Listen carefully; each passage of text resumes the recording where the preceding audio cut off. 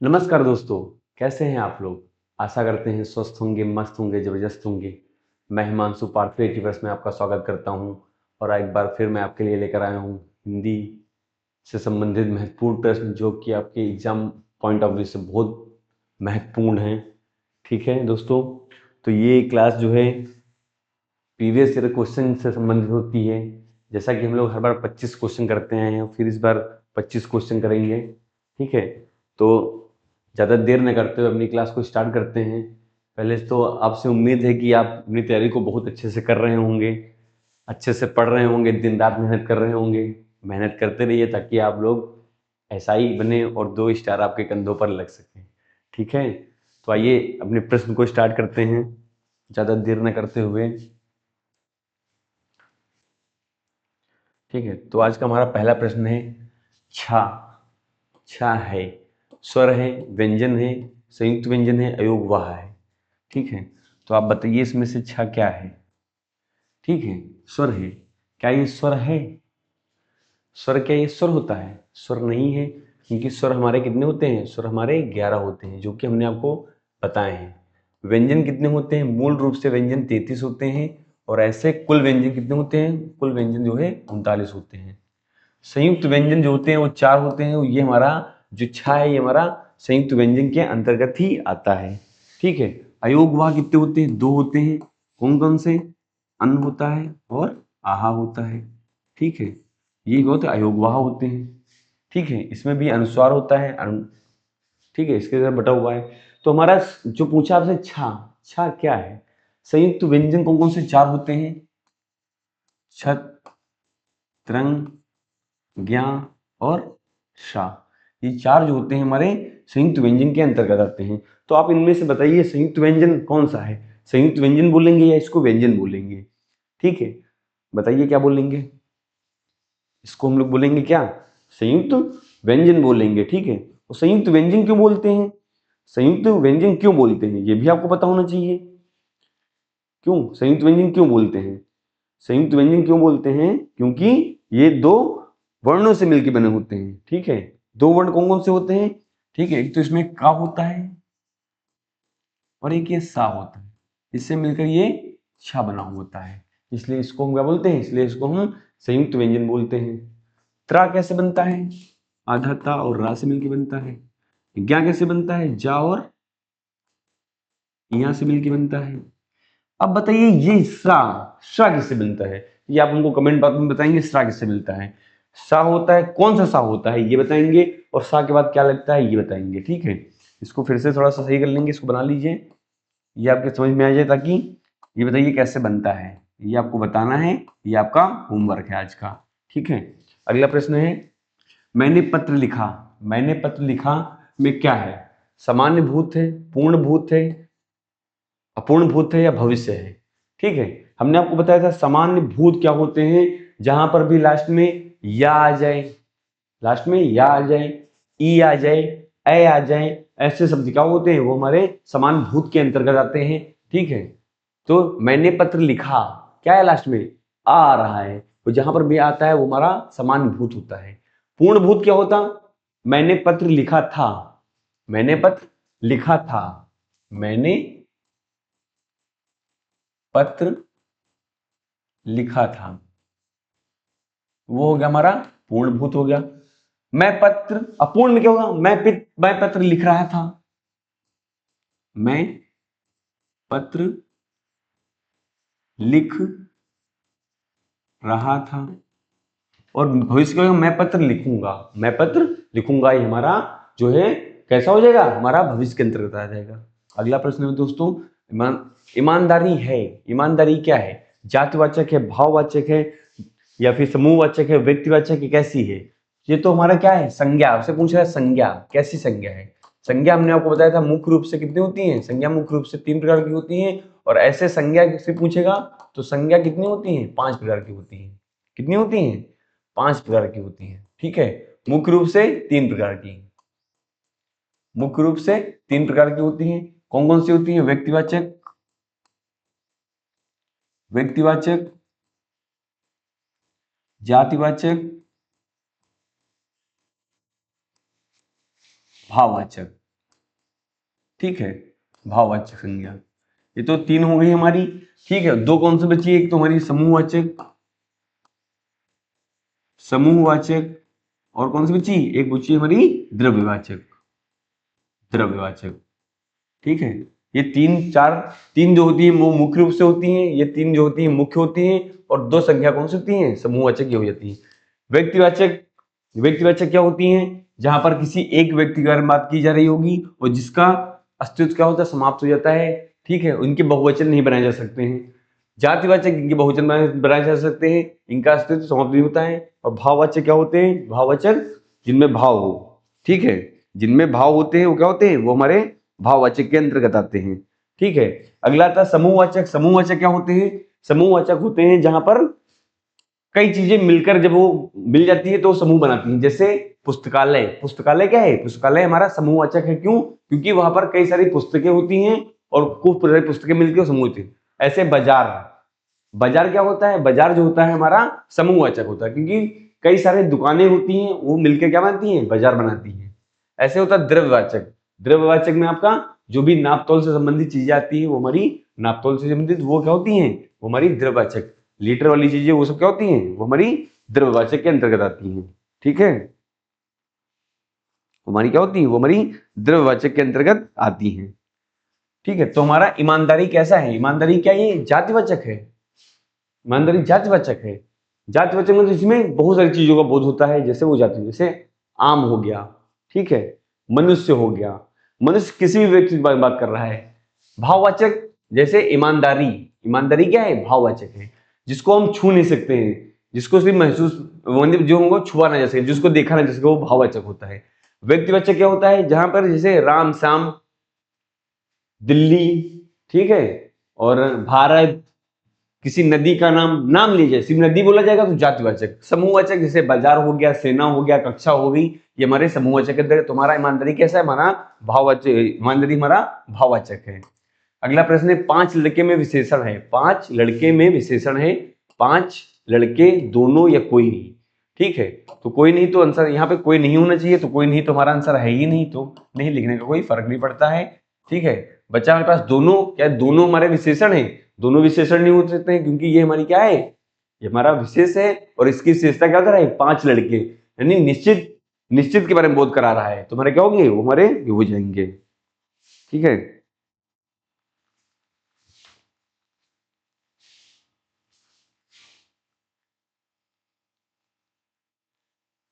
भाई,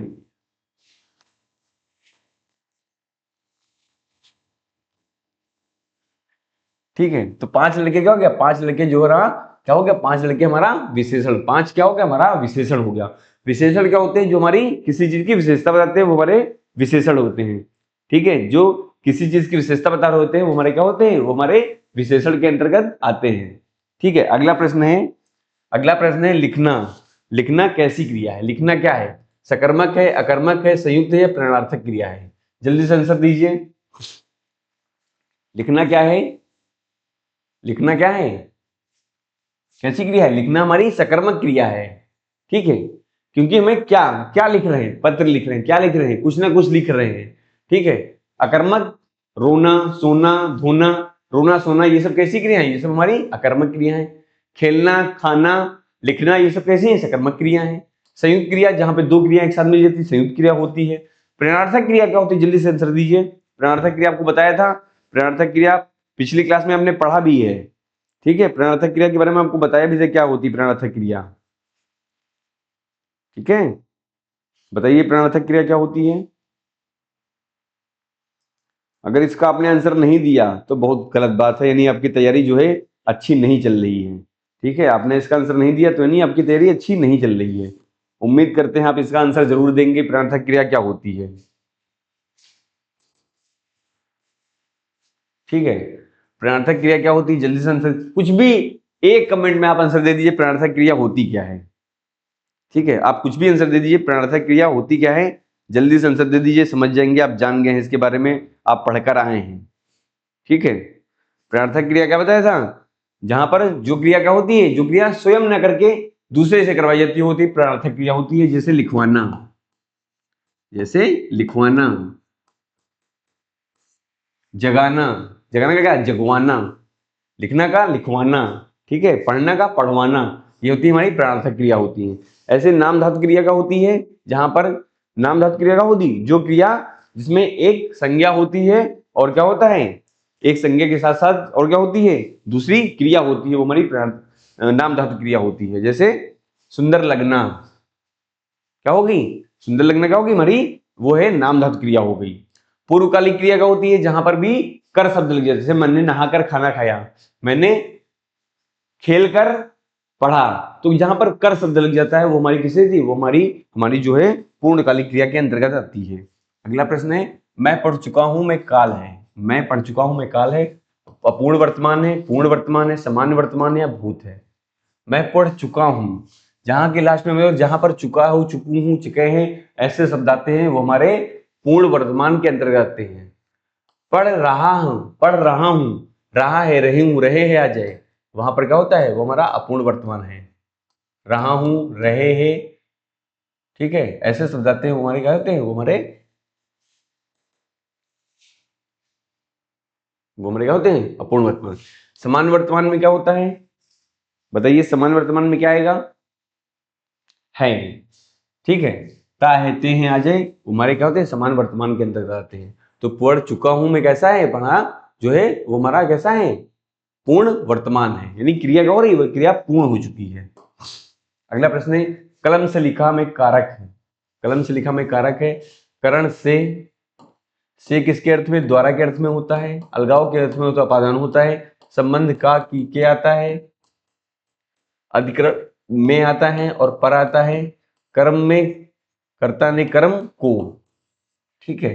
तो कलम से लिखता है, किसके द्वारा लिख रहा है, लिखने का काम किसके द्वारा किया जा रहा है, लिखने का काम जो है वो कलम से किया जा रहा है, तो यहां पर कैसा होगा, वहां पर हमारा करण कारक हो जाएगा, ठीक है, वहां पर कैसा होगा, वहां पर हमारा करण कारक हो जाएगा, ठीक है।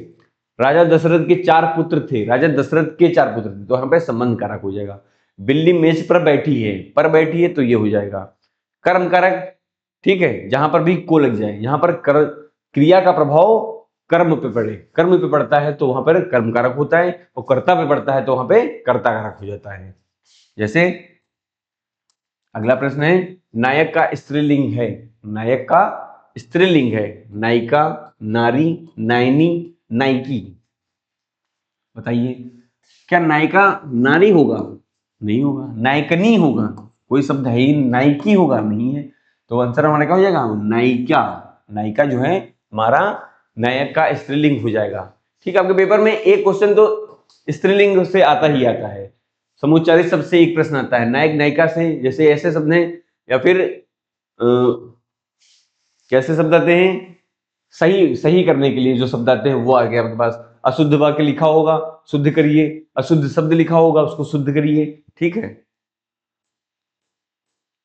अगला प्रश्न है, किताब का बहुवचन है, किताब का बहुवचन है, किताबें, किताब, किताबों, किताबी, ठीक है, बताइए किताब का बहुवचन क्या होगा, जल्दी से आंसर कीजिए, कमेंट मारिए इसमें जल्दी से। किताबें होगा या किताबों होगा, ठीक है, किताबों होगा या किताबें होगा, जल्दी से बताइए।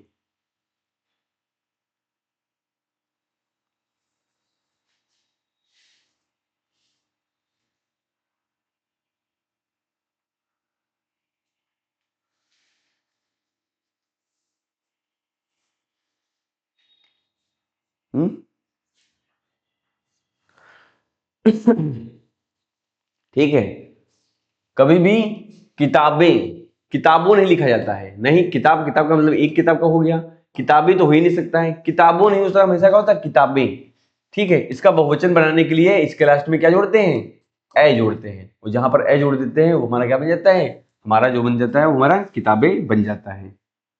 अगला प्रश्न दोस्तों है, सूर्योदय, सूर्योदय में कौन सी संधि है, या फिर इसके संधि बताइए, इसमें संधि बताना है आपको, ठीक है, और क्या बनेगा, इससे क्या बनेगा, सूर्योदय से क्या बनेगा, ठीक है, सूर्य प्लस उदय, सूर्य प्लस उदय, सूर्य, सूर्य से हमारा आ मिलता है, और यहां से ऊ मिलता है, आ और मिलके बनाते हैं ओ बनाते हैं, क्या बनाते हैं, ओ बनाते हैं, तो सूर्योदय, ओ की मात्रा जहां पर भी लग रही होगी हमारा वो हमारा आंसर हो जाएगा। ठीक है, तो अब देखिए सूर्योदय छोटा ऊ होगा, बड़ा ऊ होगा, छोटा ऊ नहीं होता है। सूर्योदय नहीं होगा, सूर्य उदय नहीं होगा, क्योंकि आ और उ मिलके ओ बना देते हैं तो ऊ नहीं लगेगा। बच्चा क्या हमारे पास सूर्योदय, सूर्योदय जो हमारा सही आंसर हो जाएगा। अब इसमें आपको बताना है कि संधि कौन सी है, जल्दी से कमेंट मारिए कौन सी संधि है, बताइए संधि की पहचान कीजिए, कौन सी संधि है,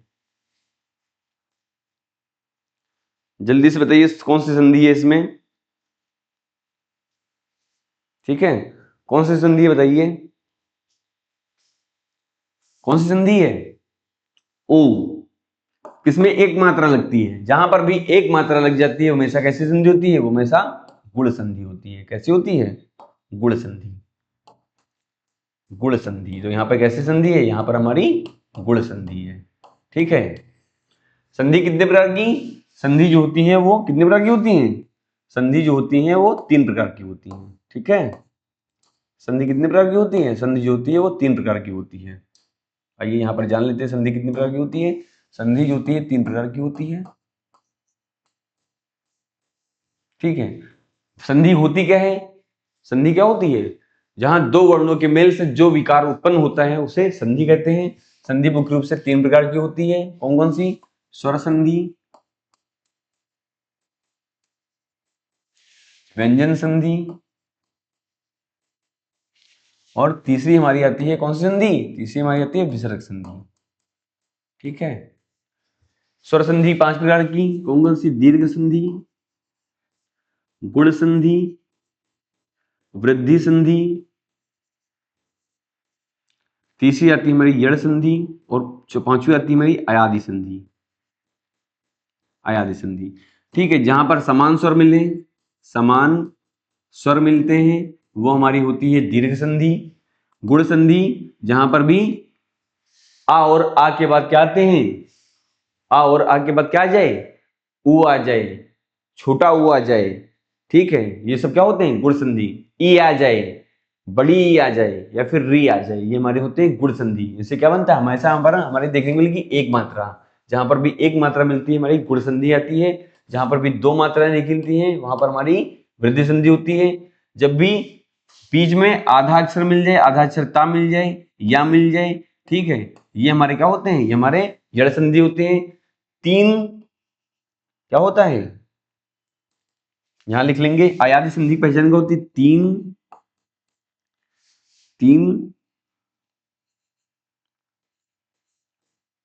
वर्णों का शब्द हो, 3 वर्णों का शब्द हो। ठीक है, 3 वर्णों का शब्द हो, बीच में या फिर वा मिल जाए। ठीक है, बीच में या फिर वा मिल जाए, वो हमारी कैसी संधि होती है, वो हमारी अयादि संधि के अंतर्गत आता है। ठीक है, जहां तक बात समझ में आई, एक मात्रा समान स्वर दीर्घ संधि, एक मात्रा गुण संधि, 2 मात्राएं वृद्धि संधि। अगर आधा ता या मिल जाए यड़ संधि, और 3 मात्रा मिल जाती है तो हमारा बीच में यावा मिल जाता है, तो हमारा कैसे होती है, वो हमारी 3 संधियों वाला मतलब हमेशा अयादि संधि होती है। अयादि स्वर संधि के अंतर्गत आता है। व्यंजन संधि अलग होती है, विसर्ग संधि अलग होती है। ठीक है, अगला प्रश्न है हमारे पास, अगला प्रश्न है राजपुत्र में समास है। राजपुत्र का मतलब होता है राजा का पुत्र। ठीक है, राजा का पुत्र। ठीक है, हमने आपको बताया था जहां पर भी क्या होती है, विभक्ति चिन्ह का प्रयोग कर लिया जाता है, जहां पर भी विभक्ति चिन्ह का प्रयोग कर लिया जाता है वो हमारा किसके अंतर्गत आता है, वो हमारा समास के अंतर्गत। कौन सा समास आता है ये बताएंगे, कौन से समास के अंतर्गत आता है। ठीक है, वो हमारा तत्पुरुष समास के अंतर्गत आता है। ठीक है, द्वंद्व समास जहां पर भी जैसे माता पिता, ठीक है, भाई बहन, दिन रात, द्वंद्व समास है। बहुब्रीहि समास जैसे लंबोदर, गजानन, ठीक है, षडमुखी, पंचमुखी, ये सब हमारे बहुब्रीहि समास जहां पर तीसरा अर्थ निकलता है। अव्ययभाव समास पर क्या होता है, जहां पर पहला पद प्रधान होता है। ठीक है, जहां पर भी पहले क्या मिल जाए, पहले उपसर्ग लगा हुआ मिल जाता है, वहां पर हमारा अव्ययभाव समास हो जाता है। तो हमारा तत्पुरुष समास के अंतर्गत ऐसा है हमारा का, की के, और कैसा है अधिकरण तत्पुरुष है, कैसा है अधिकरण तत्पुरुष है। ठीक है, तो हमारा अगला प्रश्न है दोस्तों कि आंखों में धूल झोंकना का अर्थ है, आंखों में धूल झोंकना का अर्थ होता है धोखा देना, मारना, डराना या मदद करना। बताइए क्या होता है धोखा देने का मतलब। ठीक है, तो धोखा देना, धोखा देना क्या होता है? आंखों में धूल झोंकना, मारना। क्या आंखों में धूल झोंकना मारना होता है? नहीं। आंखों में धूल झोंकना क्या डराना होता है? नहीं। मदद करना, क्या आंखों में धूल झोंकना मदद करना होता है? आंखों में धूल झोंकना मतलब आप किसी के साथ में हैं और उसके साथ में विश्वासघात कर लेते हैं तो वो आंखों में धूल झोंकने के बराबर हो जाता है। यानी इसका सही आंसर हो जाएगा धोखा देना, जो है हमारा सही आंसर हो जाएगा। अगला प्रश्न दोस्तों है गरीबी में प्रत्यय है। गरीबी में प्रत्यय है, बताइए कौन सा प्रत्यय है? गरीब प्रत्यय है, ई प्रत्यय है, बी प्रत्यय है, सी प्रत्यय है। लास्ट में बी आ रहा है। हमने आपको बताया था प्रत्यय क्या होते हैं, जो शब्द के आखिरी में लगते हैं वो हमारे प्रत्यय होते हैं और जब शब्द के पहले लगते हैं वो हमारे उपसर्ग के अंतर्गत आते हैं। तो सही आंसर दीजिए, तब तक सही आंसर दीजिए, आपसे कुछ बातें भी हो जाती हैं। ठीक है, तो आप लोग बताएं आपकी तैयारी कैसे चल रही है। आप लोग प्रैक्टिस सेट भी लगाना स्टार्ट कर दीजिए। ठीक है, बहुत सारे प्रैक्टिस सेट अवेलेबल होते हैं, पेपर अनसॉल्व पेपर आते हैं उनको लगाइए। ठीक है, अपना स्कोर देखिए, क्या गलती हो रही है उससे कुछ सीखें समझें, और यहाँ पर भी प्रश्न लगाइए, यहाँ पर भी कुछ सीखिए, क्योंकि आपके पेपर में यहीं से प्रश्न आने हैं। ठीक है, और यहीं से पूछा जाना है। तो उम्मीद करते हैं आप ये लोग रोज क्लास कर रहे होंगे, रोज समझ रहे होंगे। ठीक है, तो आंसर दीजिए यहाँ पर क्या होगा हमारा? गरीबी। क्या रहा है? गरीबी, बी आ रहा है। बी प्रत्यय होता है, बी कोई प्रत्यय नहीं होता। ठीक है, री कोई प्रत्यय नहीं होता क्योंकि लास्ट में ई आ रहा है तो प्रत्यय है ही नहीं। गरीब प्रत्यय है नहीं क्योंकि एक गरीब एक शब्द है। बचा लास्ट में क्या रहा? गरीबी। क्या रहा है? ई आ रहा है, यानी ई है क्या है हमारा सही आंसर है। ई हमारा सही आंसर हो जाएगा। अगला प्रश्न है, अगला प्रश्न है चरण कमल में चरण कमल में अलंकार है। चरण कमल में क्या है? अलंकार है। ठीक है, अलंकार कैसा अलंकार है ये बताना है। उपमा अलंकार है, रूपक अलंकार है, यमक अलंकार है, श्लेष अलंकार है। ठीक है, तो चरण कमल जहां पर भी उपमेय उपमान क्या होते हैं? एक साथ उपस्थित होते हैं। ठीक है, जहां पर उपमेय उपमान एक साथ उपस्थित हो जाते हैं वहां पर हमारा कैसा अलंकार हो जाता है? जहां पर सात सी से लग जाता है वहां पर हमारा हो जाता है कैसा? उपमा अलंकार। सात सी से, समान, सरस, ऐसे शब्द लग जाते हैं वो हमारे हो जाते हैं उपमा अलंकार होते हैं। रूपक अलंकार क्या होता है? जहां उपमेय उपमान एक साथ उपस्थित होते हैं उनमें भेद रहित आरोप करना मुश्किल हो जाता है, वहां पर रूपक अलंकार हो जाता है। कैसा है? तो चरण कमल हमारा कैसा है? चरण कमल हमारा रूपक अलंकार है। यमक अलंकार क्या होता है? बताया था आपको कि जहां पर भी दो एक शब्द आए वो समान हो। ठीक है, एक शब्द समान हो कि चाहे जितने बार लिखा हो मगर उनका अर्थ क्या हो हर बार बदल जाता है, तुम्हारे यमक अलंकार होते हैं। श्लेष अलंकार क्या होता है? जहां पर भी शब्द एक होता है परंतु उनसे अर्थ कई सारे चिपके होते हैं वो हमारे श्लेष अलंकार का अंतर करते हैं। श्लेष अलंकार जैसे क्या होता है? ये श्लेष अलंकार पढ़ा है आपने? श्लेष अलंकार नहीं पढ़ा है? शब्द एक होता है मगर अर्थ कई सारे चिपके होते हैं। ठीक, जैसे सुवर्ण को खोजत फिरत कब व्यभिचारी चोर। सुवर्ण को खोजत फिरत कब व्यभिचारी चोर। तो यहाँ पर सुवर्ण, सुवर्ण का मतलब होता है सोना, सुवर्ण का मतलब होता है सो जाना, सुवर्ण का मतलब होता है सुंदर। ठीक है, तो सुवर्ण का मतलब यहाँ पे तीन शब्द से लिया गया है और तीनों का मतलब क्या है? हर जगह पर अलग अलग है। ठीक है, अगला प्रश्न है प्रगति में उपसर्ग है। प्रगति में उपसर्ग है, गति उपसर्ग है, प्रा उपसर्ग है, प्रति उपसर्ग है, ग उपसर्ग है। ठीक है, कभी भी ग उपसर्ग नहीं होता है। उपसर्ग हमेशा कहाँ लगते हैं? शब्द के पहले लगते हैं। तो यहाँ पर गति ये आखिरी में आ रहा है तो ये आंसर नहीं होगा। प्रति, प्रति उपसर्ग क्या प्रगति है कि प्रति है? तो प्रति भी नहीं होगा। यहां से आप ऐसे ही देख के सकते हैं। बचा क्या हमारे पास? बचा हमारे पास प्रा। तो प्रा हमारा क्या हो जाएगा? प्रा हमारा उपसर्ग जो है सही आंसर हो जाएगा। अगला प्रश्न है जो सब जगह हो, जो सब जगह हो तो उसे क्या कहते हैं? जल्दी से आंसर कीजिए। जो सब जगह हो, जो सब जगह हो उसे क्या कहते हैं? जल्दी से बताइए। जो सब जगह हो उसे क्या कहते हैं? क्या उसे सर्वव्यापी कहते हैं, सर्वज्ञ कहते हैं, सर्वशक्तिमान कहते हैं, सर्वप्रिय कहते हैं? ठीक है, जो सब जगह हो क्या होता है? जो सब जगह हो उसे कहते हैं सर्वव्यापी कि सर्वज्ञ। सर्वज्ञ मतलब जो सब कुछ जानता हो। सब कुछ जानता हो वो क्या होता है? वो होता है सर्वज्ञ। सर्वशक्तिमान क्या होता है? सर्वशक्तिमान क्या होता है बताइए? सर्वशक्तिमान क्या होता है? जो सब कुछ कर सकता है, जो सब कुछ कर सकता है वो होता है सर्वशक्तिमान। सर्वप्रिय, जो सबको प्रिय हो।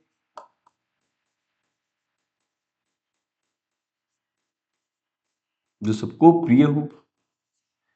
सर्वव्यापी, जो सब जगह हो होता है सर्वव्यापी। ठीक है, जो सब कुछ जानता हो, सर्वज्ञ, जो सब कुछ कर सकता है, सर्वशक्तिमान, जो सब कुछ, जो सबको प्रिय हो, वो होता है हमारा क्या, वो हमारा सर्वप्रिय होता है। अगला प्रश्न दोस्तों है, हिंदी दिवस कब होता है? बताइए हिंदी दिवस कब होता है? आपकी मातृभाषा है हिंदी और आपको पता होना चाहिए कि हिंदी दिवस कब होता है। ठीक है, और हिंदी दिवस 14 सितंबर को ही क्यों मनाया जाता है? चलिए हमने बता ही दिया कि हिंदी दिवस 14 सितंबर को क्यों मनाया जाता है। 14 अगस्त को नहीं होता है, 15 अगस्त को नहीं होता है, 2 अक्टूबर होता है, कब? 14 सितंबर को होता है। 14 सितंबर को ही क्यों मनाया जाता है हिंदी दिवस? जल्दी से बताइए, क्या बता सकते हैं 14 सितंबर क्यों मनाया जाता है? ठीक है, 14 सितंबर कब? 14 सितंबर 1949 को। कब? 14 सितंबर 1949 को। ठीक है, हिंदी को है, हिंदी को संविधान में भारत की भारत में जो है संविधान में आधिकारिक भाषा के तौर पर अपनाया गया था। ठीक है, कब? 14 सितंबर 1949 को हिंदी को है संविधान में भारत को आधिकारिक भाषा के रूप में अपनाया गया था, इसलिए 14 सितंबर को जो है हिंदी दिवस मनाया जाता है। एक अनार 100 बीमार का अर्थ है बहुत धन होना, कम साधन, अधिक चाहने वाले, अधिक मेहनत, या ईर्ष्या। ईर्ष्या का कोई मतलब है नहीं, एक अनार 100 बीमार, यानी कोई एक चीज है और इसके पीछे बहुत सारे लोग पड़े होना। ठीक है, या फिर क्या होता है, बहुत धन होना नहीं, अधिक मेहनत होना नहीं, कम साधन, अधिक चाहने वाले, यानी साधन कम है मगर चाहने वाले क्या हैं, बहुत सारे लोग हैं। यानी एक बीमार और 100 बीमार का मतलब एक अनार और 100 बीमार का मतलब हो जाता है। ठीक है, अगला प्रश्न है, लोक प्लस उपकार में संधि है। अभी आपको बताया है कि लोक प्लस उपकार संधि कैसे पहचानते हैं, जहां पर भी एक मात्रा लगी मिलती है वहां पर कैसे संधि होती है, वहां पर हमेशा गुण संधि होती है। कैसी होती है? वहां पर हमेशा कैसे होती है, गुण संधि होती है। ठीक है, क्या होती है, हमेशा गुण संधि होती है। ठीक है, कैसे? जैसे आ और जब ऊ के बाद क्या बनता है, ओ बनता है। यहाँ पर चाहे बड़ा मिले, चाहे बड़ा ऊ मिले, चाहे बड़ा ऊ मिले, चाहे छोटा ऊ मिले, हमेशा ओ बनेगा। ठीक है, जब आ और किसके बाद, आ के बाद ई मिल जाए तो हमेशा ए बनता है। ठीक है, ओ में भी एक मात्रा आती है और ए के भी एक मात्रा आती है। अब हमारे पास चलते हैं लोक प्लस उपकार। यहाँ का से हमें आ मिला और ऊ से हमें ऊ मिल गया, बना क्या, ओ बन गया।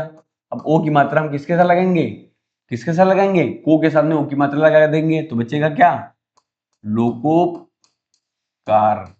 क्या बन जाएगा, लोकोपकार जो है हमारा बन जाएगा। ठीक है, तो सही आंसर क्या है, लोकोपकार। वो नहीं होगा। लोकोपा लोका लोपाकार नहीं होगा। लोक उपकार नहीं होगा। तो बच्चा क्या हमारे पास, बच्चा हमारे पास लोकोपकार जो है हमारा सही आंसर हो जाएगा। और संधि कैसे हो जाएगी, गुण संधि हो जाएगी। गुण संधि अगर दो मात्रा लग जाती कैसी होती, गुण दो मात्रा लगती तो हमारी कैसी होती, दो मात्राएं हमारी वृद्धि संधि के अंतर्गत आती हैं। ठीक है, अगला प्रश्न है, राम खाना खा रहा है में वाच्य है। राम खाना खा रहा में वाच्य है, कर्म है, भाव है, कृत्य है, विधि। विधि कोई वाच्य नहीं होता है, या तो कर्म हो सकता है, भाव या फिर कृत्य हो सकता है। ठीक है, जब भी वाच्य की पहचान करनी होती है, जब भी वाच्य की पहचान करनी होती है तो हम सबसे पहले इसमें देखते हैं कर्ता और कर्म का निर्धारण करते हैं। क्या करते हैं, कर्ता और कर्म का निर्धारण करते हैं। कर्ता के लिए हमेशा कौन और कर्म के लिए हमेशा क्या या फिर किसको प्रश्न करते हैं। ठीक है, क्या या फिर किसको प्रश्न करते हैं। ठीक है, जब क्या और किसको प्रश्न कर लेंगे तो कर्ता और कर्म का निर्धारण हो जाएगा। ठीक है, तो बच्चा हमारे पास क्या, अब हम लोग यहाँ पे निर्धारण कर लेते हैं, कौन खाना खाता है, कौन खा रहा है, राम, तो ये हमारा मिल गया कर्ता। क्या खा रहा है, खाना खा रहा है, तो हमें मिल गया कर्म। कर्ता कर्म मिलने के बाद हमेशा जो मेल होता है, यानी जो पुरुष है उसको स्त्री बना दीजिए, स्त्री है तो पुरुष बना दीजिए। उसके बाद क्या करेंगे, उसके बाद हम लोग क्रिया, अगर क्रिया चेंज होती है तो कृत्यवाच्य, क्रिया चेंज नहीं होती है तो क्रमवाच्य, कर्मवाच्य या फिर भाववाच्य। फिर उसमें देखना है कर्ता कर्म उपस्थित है कि नहीं है। ठीक है, अगर कर्म उपस्थित है तो कर्मवाच्य, कर्म उपस्थित नहीं है तो फिर वो भाववाच्य में चला जाएगा क्रिया चेंज होने पर। ठीक है, अब देखिए राम खाना खा रहा है, राम खाना खा रहा, हम लिख दिया सीता खाना खा रही है। अब देखिए, जैसा मेरा करता है वैसी मेरी क्रिया ही नहीं, क्रिया हमारी स्त्रीलिंग है और जो करता है हमारा कैसा है, स्त्रीलिंग है। राम खाना खा रहा है, कर्ता हमारा पुरुषलिंग है और क्रिया कैसी है, हमारी पुरुषलिंग में हो गई। तो राम खाना खा रहा है, सीता खाना खा रही है। कर्ता के अनुसार क्रिया बदल रही है और कर्म उपस्थित है। कर्ता के अनुसार क्रिया बदल रही है तो हमारा कैसा वाच्य है, हमारा कृत्यवाच्य है। ऐसा है, कर्ता के अनुसार क्रिया बदली तो कृत्य, कर्ता के अनुसार क्रिया ना बदलती तो वहां पर कर्मवाच्य या फिर भाववाच्य हो सकता था। भाववाच्य होने के लिए कर्म नहीं होना चाहिए और कर्मवाच्य होने के लिए कर्म उपस्थित होना चाहिए। आशा करते हैं समझ में आया होगा। अगला प्रश्न आप है, वह पढ़ रहा था में काल है, अपूर्ण वर्तमान है, पूर्ण भूत है, अपूर्ण भूत है, भविष्य है। ठीक है, वह पढ़ रहा था तो क्रिया क्या हो रही है, क्रिया आपकी निरंतर चल रही है और जहां क्रिया निरंतर चलती रहती है हमेशा या तो वहां पर वर्तमान होता है या तो भूत होता है। ठीक है, अब पूर्ण भूत चल रही मतलब या फिर अपूर्ण भूत होता है या फिर पूर्ण भूत होगा, पूर्ण वर्तमान होगा। तो पूर्ण भूत है नहीं, भविष्य है नहीं, क्योंकि क्रिया क्या है, क्रिया भी चल रही है। वर्तमान में चल रही है कि भूत में चल रही है, भूत में चल रही है। वह पढ़ रहा था तो कैसे हो जाएगा, हमारा अपूर्ण भूत हो जाएगा, न कि पूर्ण। वह पढ़ रहा है तो फिर हमारा हो जाएगा अपूर्ण वर्तमान हो जाएगा। ठीक है, अगला प्रश्न है, वाह की शुद्धि सही है। वह मुझे बुलाया, उसने मुझे बुलाया, वह मुझे बुलाया था, उसने मुझे बुलाया, मैंने। ठीक है, तो यहां आंसर दीजिए, क्या आंसर होगा सही। क्या आंसर सही हो जाएगा बताइए। वह मुझे बुलाया, पढ़ने में ही गलत लग रहा है। उसने मुझे बुलाया, वह मुझे बुलाया था, नहीं, उसने मुझे बुलाया था ये हो सकता है। उसने बुलाया मैं, ये तो सेंटेंस गलती है। वह मुझे बुलाया ये भी नहीं, उसने मुझे बुलाया ये हमारा सही आंसर हो जाएगा। उसने मुझे बुलाया जो है हमारा सही आंसर हो जाएगा। अगला प्रश्न है, वह स्वयं करेगा में स्वयं है।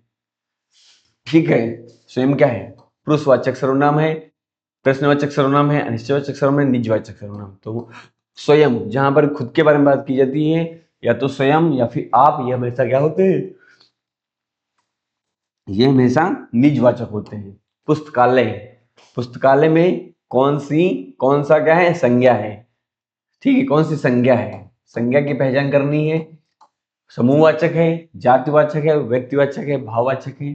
ठीक है, भाववाचक क्या होती है, जो दिखाई ना दे, अदृश्य हो, तो ये पुस्तकालय में दिखाई देता है।